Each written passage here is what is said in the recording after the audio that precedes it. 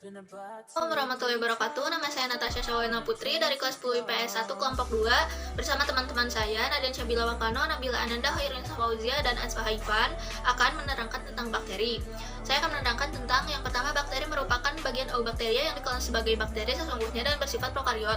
Prokariot atau prokariotik merupakan salah satu klasifikasi makhluk hidup berdasarkan ada tidaknya membran yang membungkus inti sel. Suatu makhluk hidup dikategorikan dalam prokariotik apabila sel tidak dibungkus oleh membran inti sel atau nukleoid dan termasuk alam kingdom Monera. Yang kesatu ada ciri-ciri bakteri bersel satu, ukurannya kecil, diameter tubuhnya 0,5 mikron, pada umumnya tidak berklorofil, inti sel belum mempunyai membran, hidup di segala tempat, lebih tahan pada suhu rendah, berbentuk batang, bola, koma, dan spiral, berkembang biak dengan cara membelah diri dan konjugasi, formasi, transuksi. Yang kedua ada struktur tubuh bakteri. Strukturnya ada bagian luar tubuh, luar dinding sel, A. Kapsul, lapisan luar yang berupa bahan kental yang mengelilingi dinding sel bakteri dan berupa lapisan lendir, berfungsi sebagai pelindung, penyimpan cadangan makanan, menambah kemampuan bakteri untuk menginfeksi, menyatukan bakteri ke dalam bentuk koloni, dan sifatnya ada dua, yaitu ada kapsul dan lapisan lendir. Kapsul ada padat dan jumlahnya banyak, lapisan lendir tipis dan tidak padat dan rapat. B. Flagel merupakan rambut yang teramat tipis dan mencuat menembus dinding sel. Ciri-cirinya lebih panjang dari selnya, diameternya lebih kecil dari selnya, bentuknya bergelombang, strukturnya sangat kuat, memiliki suatu mekanisme yang gerak yang unik, berfungsi sebagai alat penggerak bakteri dan untuk merespon rangsang.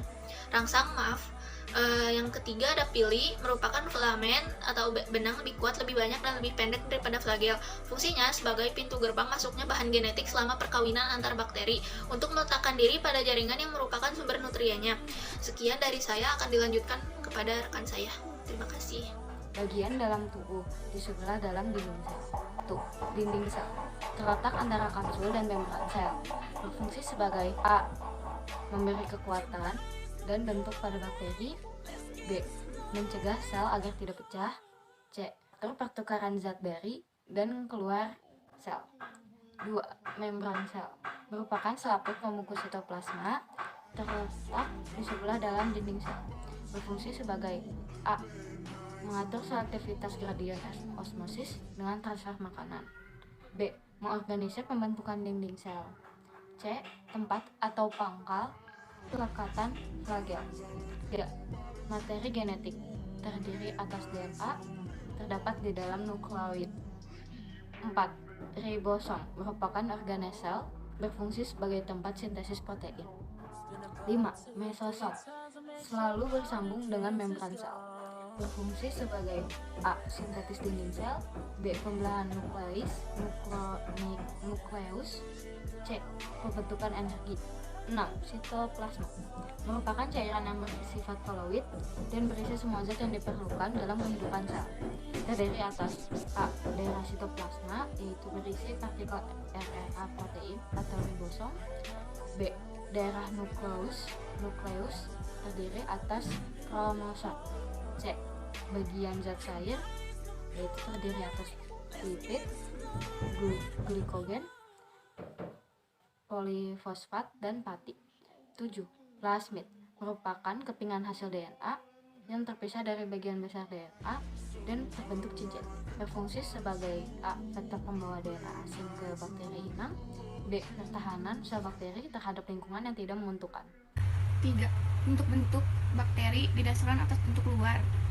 Kokus atau bola berbentuk dasar bulat, variasinya antara lain monokokus 1 atau tunggal, diplococcus 2 atau berpasangan, streptococcus berbentuk rantai, staphylococcus segerombol seperti buah anggur, sarcina bergerombol membentuk kubus. Yang kedua ada basil atau batang, variasinya antara lain ada monobasil atau tunggal, diplobasil berpasangan, streptobasil berbentuk rantai. Yang ketiga ada vibrilia atau koma. Yang keempat spiral, didasarkan atas alat gerak atau flabel. Yang pertama atrit tidak mempunyai flabel, yang kedua monotrit mempunyai flagel pada salah satu ujungnya, yang ketiga lovotrit mempunyai sejumlah flagel pada salah satu ujungnya, yang keempat avitrik mempunyai sejumlah flagel pada kedua ujungnya, yang kelima peritrik mempunyai flagel pada semua permukaan tubuh.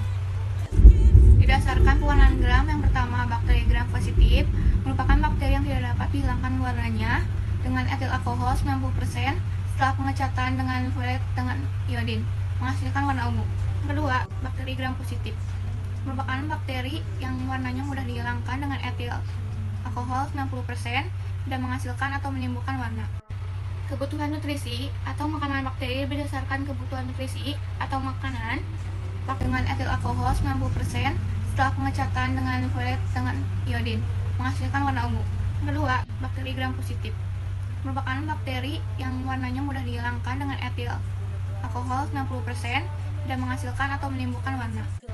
Kebutuhan nutrisi atau makanan bakteri berdasarkan kebutuhan nutrisi atau makanan bakteri dibedakan menjadi dua macam, yaitu bakteri heterotrof dan bakteri autotrof.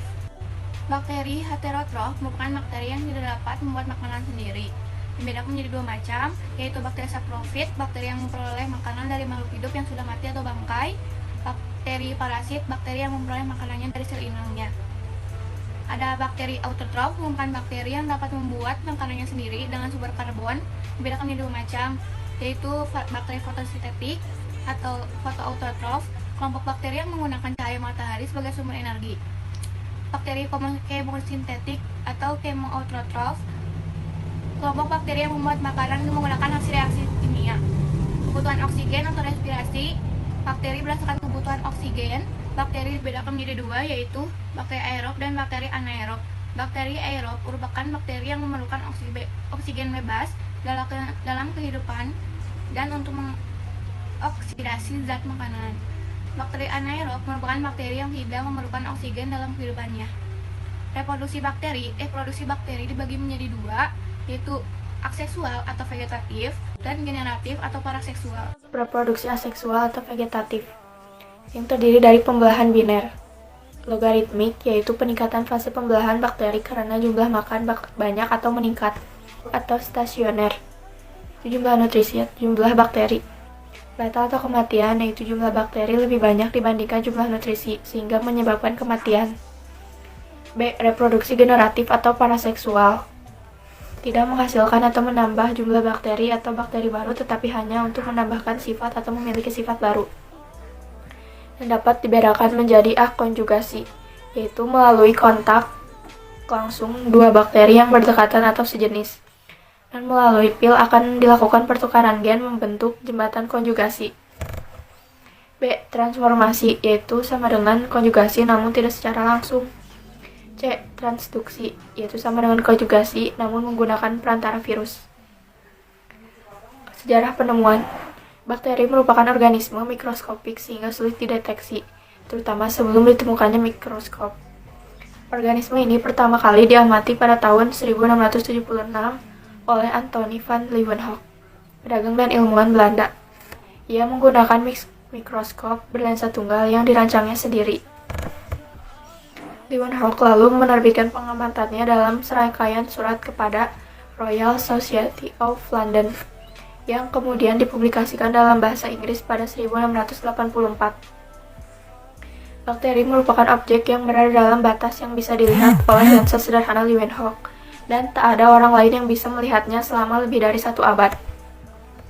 Leeuwenhoek juga mengamati protozoa, yang kesemuanya ia sebut sebagai hewan kecil. Pada pertengahan abad ke-19, Ferdinand Kohn, seorang ahli botani asal Breslau, Rusia, yang sekarang bagian dari Polandia, tertarik pada bakteri yang tahan panas. Ia menemukan bahwa sejumlah bakteri membentuk endospora yang resistan terhadap suhu tinggi, termasuk Bacillus, yang mampu beralih dari bentuk vegetatif menjadi endospora, dan sebaliknya. Kohn juga menginisiasi pengelompokan bakteri berdasarkan bentuknya, bulat, batang, filamen, dan spiral, serta mengembangkan beberapa metode untuk mencegah kontaminasi pada kultur bakteri, seperti penggunaan kapas sebagai penutup pada tabung reaksi. Kondisi lingkungan dapat memacu maupun menghambat pertumbuhan dan reproduksi bakteri.